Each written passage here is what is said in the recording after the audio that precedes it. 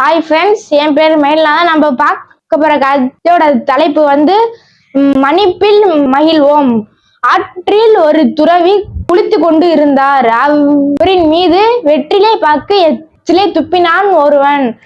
அது ஒரு முறை அல்ல, இருமுறை அல்ல, 100 முறை அது நடக்க 101வது முறை துப்பும் போது துறவி முன்னால் போய் அவன் சொல்ல, ஐயா, நான் உங்கள் மீது 100 முறை எச்சிலை துப்பினேன், உங்களுக்கு கோபம் அறவில்லையா என்னன்னு கேட்க அவன் அதுக்கு துறவி சொன்னார், நான் எதுக்குப்பா கோவப்படணும்? உன்னாலதான் நான் இன்னைக்கு ஆற்றில் 100 முறை குளிக்க நேரம் கிடைத்தது என்று சொன்னார் துறவி.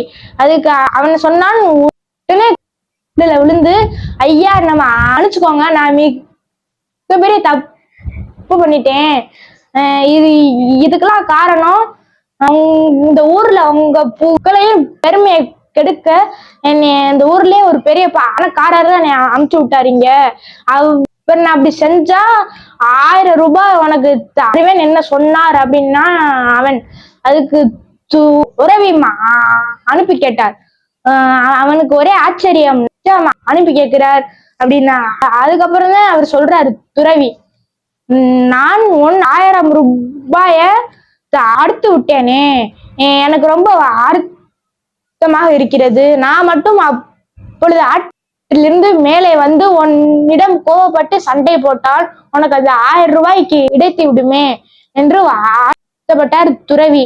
உடனே பணக்காரர் வந்து கால் விழுகிறார். ஐயா, நம்ம அனுப்பிச்சுக்கோங்க, நான் பண்ண தப்புதான், என்னையம்மா அனுப்பிச்சுக்கோங்க, நான் எதுவுமே பண்ண மாட்டேன், மாதிரின்ட்டு இந்த கதை முடிஞ்சு. மன்னிப்பில் மகிழ்வோம்.